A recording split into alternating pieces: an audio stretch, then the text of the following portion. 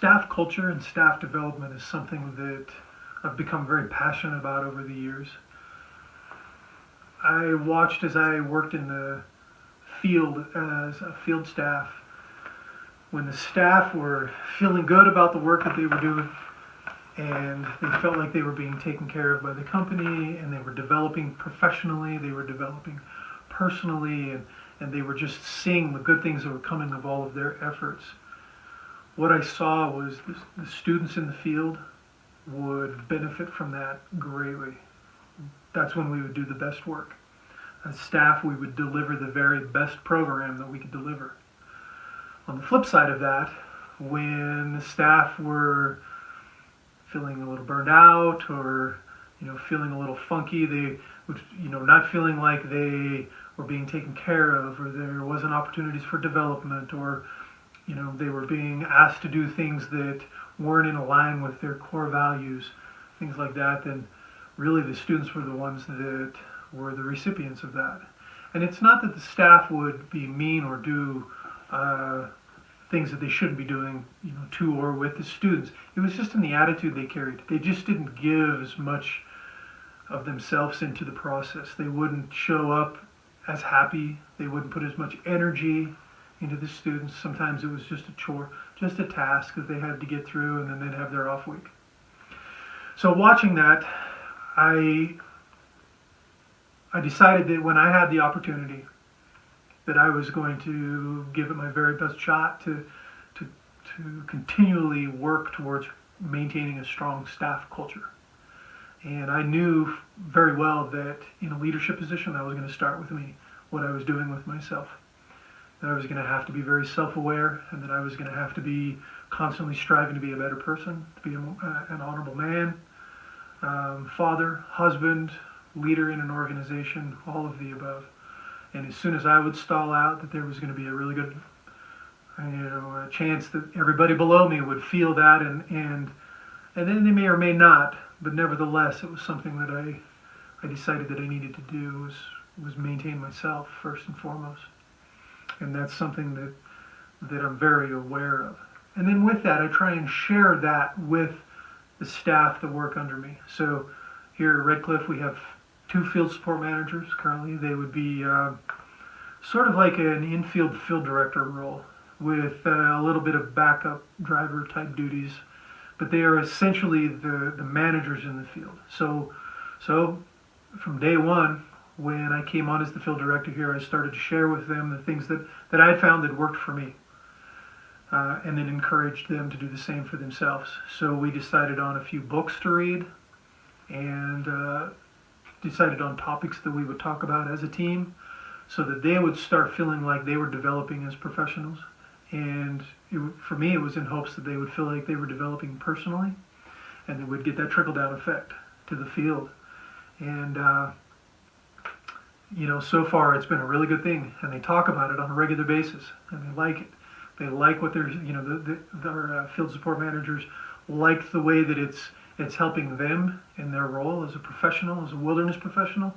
They also like the fact that they're gaining a lingo that they can use to communicate with the field staff that they supervise. And so from there, the next step for me was to start spreading that into the field and talking to the field staff about the same thing.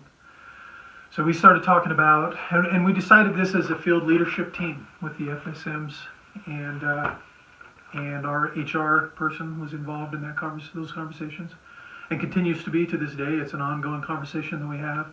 We started talking about professional development opportunities and what those would look like. For instance, like staff that are interested in going to Rapid Stick, Winter Count, a boss class, Slick Rock, things like that. Staff that are interested in going to the clinical first responder class, or going to other classes. And some of the classes aren't directly related to what we're doing here at Red Cliff, but they're related to just the therapeutic industry as a whole. And we're trying to do our best to send some of our staff to those classes, the staff that are interested, and try and pair them up with stuff that's interesting to them. Another piece that we're trying to have open dialogue on is just self-care outside of work. That, there's a balance there, and it's going to be very individualized. Each person is going to have to create their own balance. What home life is going to look like versus coming back into the field, and how they're going to manage those stressful weeks when they get out, and what those self-care pieces are going to look like for them. Whether that's, we can talk about work on the first night out, and then after that, we're not. I'm gonna go do this other stuff, and I'm gonna leave work there, or whatever that looks like. And also letting them know that for me, I have an open door policy. If they need to, I ask them not to call me unless they really need to when they're off. Otherwise, we'll talk when they're on shift. But if they really need to, they need to debrief. They need to talk something through. They had a rough week, whatever it is. Okay, let's talk. I'll do my very best to make that time that we can talk. And the FSMs are the same way. They have an open door policy. They'll try and be there for them to talk through some of those things. And that's talking about that self-care it's been a really good topic to bring up with the field staff, and just be very open about what burnout is, what it looks like. It's very individualized. Not everybody's going to do the same thing when they start feeling tired, but I found that there's certain things that have been pretty common in all the programs that I've worked in, and some of those things are things to just be aware of. And then really what it boils down to is just self-awareness. Trying your very best to be aware of where you're at and what's going on for you inside, and then have ways that you can express that. And then a few other things. I learned a lot from working with Gil Hallows over at Legacy Outdoor Adventures, and Derek Daly, and there's a few other folks, if I remember their names, I'll tell you, that have had a big influence on that. And I've tried to incorporate a few of those things that they've taught me, and brought it here to Red Cliff because I really liked it. One of the pieces that I love at Legacy is when they do a moment of awareness at the beginning of meetings, and they all check in. That is fantastic. And acknowledgments at the end of a shift. And Red Cliff they already had something sort of like the moment of awareness to check in. They called it a moment of silence. But not everybody would participate because as I talked to them, I found out they felt like that had some religious connotations to it, and they weren't into that. And so I just changed the name and asked them to participate, and then gave them some reasons why. There was benefit to checking in with yourself so that you could be engaged in this meeting, or this circle. I started having everybody sit in circles, which is something that we did years ago, but it had been lost. So we sit in circles, and we all sit at the same level. We have a moment of awareness. We check in with each other. And then one of the things that I got from Derek Daly was doing acknowledgments at the end of the shift. And that's changed the course of our out service.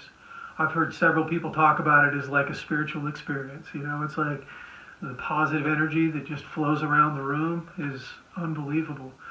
And I fully intend to do what I can to keep that up, to keep that conversation of self-care rolling, to continue to have open dialogue about professional development and personal development. And what are you doing when you're off shift? If you like to travel, but don't overdo it. If you like to do these other things, do them. And try and strike that personal balance between work and your home life. And then I also talk to them about the type of energy that it takes to do this job well.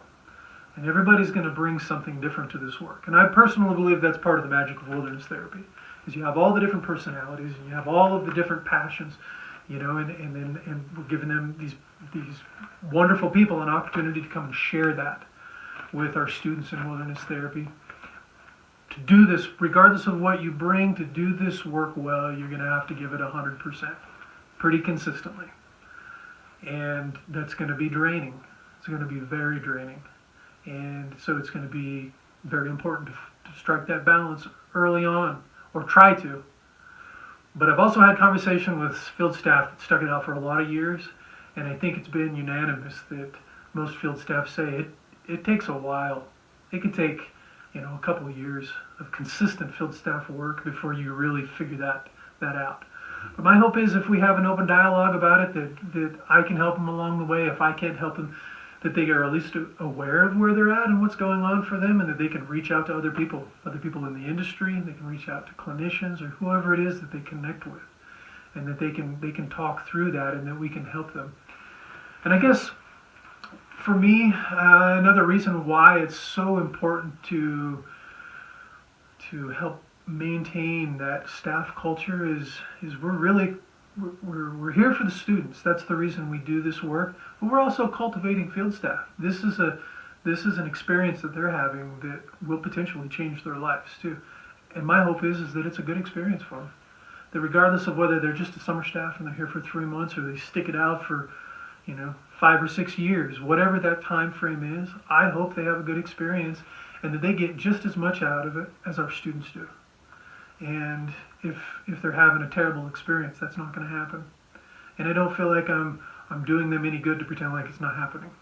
And so I try and provide avenues and dialogue and keep that alive so that we can talk about it, and that it's not a topic that they're afraid to come and speak about because they're afraid they're going to get let go, or things like that. So. And you've been back here at Red Cliff for how long at this point? I came back to Red Cliff on October 3rd of 2016. Okay, so for about a half a year. Uh-huh. And so how's that transition going? How are staff responding to this new approach? And what sort of effect are you seeing? Very positive. They've been very positive about it. I didn't really ask them to do anything that was outlandish.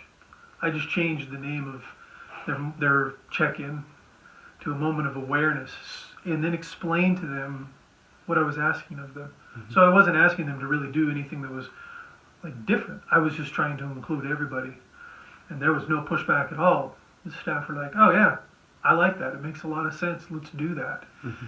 And then I just took it a step further and talked about becoming self-aware and the value in that when you're working as a field staff, or the value in that just for trying to improve your life, your quality of life in general. And so they were into it. And then the other piece that I introduced in our out service, the acknowledgments, that was slow.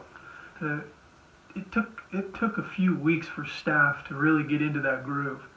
And I had to play a big role in that. So I acknowledged a lot of people and modeled that a little bit, to where now we got out of the field one day. We were late, muddy roads, had a lot going on, and we got out late, and we just talked about it, and we thought, well, we should just let them go so they can all get home.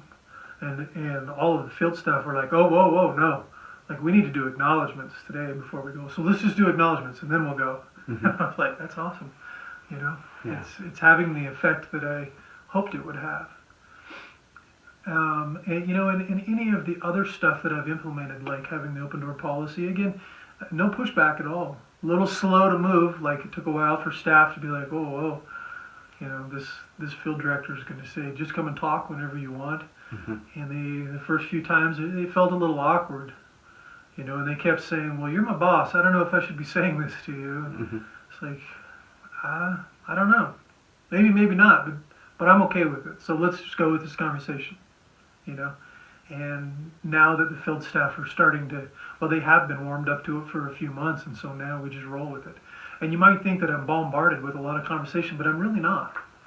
We're setting it up to where our field support managers are doing the same thing, and they're fielding a lot of those conversations. And the conversations that come to me are either on more of a personal check-in, or stuff that maybe needs a little bit more serious attention. And so far it's worked really good, and it's been received really well. And the field staff report to me, and I ask them on a regular basis, how are you liking this? Is there anything you would change about shotgun? Is there anything you would change about out service? Or just the direction that I'm pushing the staff culture. Would you change anything about it? And so far, they've just told me, no, this is great. I'm loving it. So along the way, we may hit a point where we need to change something a little bit, and I'm open to that. I'm not stuck on one thing. I just know that I want to continue to support the field staff as best I can. Seems like you're having a good time. I am. I love it.